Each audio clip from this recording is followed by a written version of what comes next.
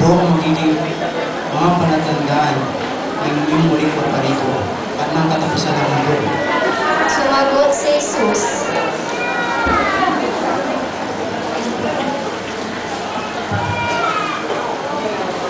mag-ingat kayo na huwag kayo mailigaw-ligaw, sapagkat maraming paririto sa aking pangalan at magsasabing, ako ang Kristo.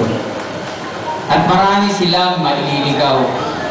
Makaririnig kayo ng alinaw-haw ng labanan at ng mga balita tungkol sa digmaan.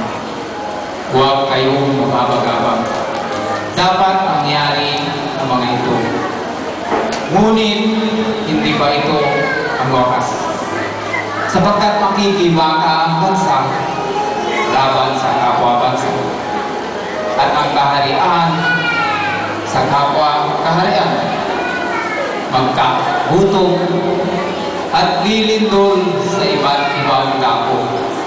Ang lahat ng ito'y pasimula pa lamang ng mga paghihirap. Sa mga panahong iyon, puputan kayo ng lahat ang dahil sa akin at isasangkal upang pahirapan at patayin. Marami ang tatalikod sa kanilang pananampalataya at mapupuot sa isa't isa. Ipagkakanulo ng isa't isa ang kanyang kapwa. Marami ang magpapanggap na propeta at ililigaw nila ang marami. Ang kasama ay lalaganap, ano pat man lalamig ang pag-ibig ng marami. Ngunit ang manatiling tapat hanggang wakas ay siyang maliligtas. At ipangangaral sa buong sanlibutan ang mabuting balita tungkol sa pagmamahal ng Diyos upang ito'y makilala ng lahat ng bansa sa darating ang wakas. Kaya kung may magsabi sa inyo, narito ang Kristo o nariyan siya, huwag kayong maniniwala. Sapagkat may mga magpapanggap na Kristo at may mga lilitaw na mga bulaang propeta. Magpapakita sila ng kagilagilalas na tanda at mga kababalaghan upang iligaw kung maaari pati ang mga hinirang ng Diyos. Pagkatapos ng kapighatiang iyon, magdidilim ang araw at hindi magliliwanag ang buwan.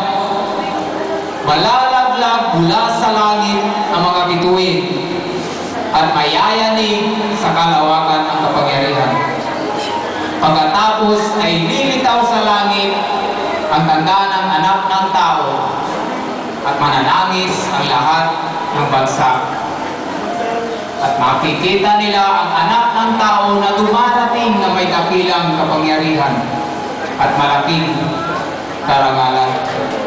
Sa hudyat ng malakas na tunog ng trompeta, susugurin niya ang kanyang mga anghel sa apat na panig ng daigdig at titipunin nila ang mga hinirang mula sa lahat ng dako. Salamat.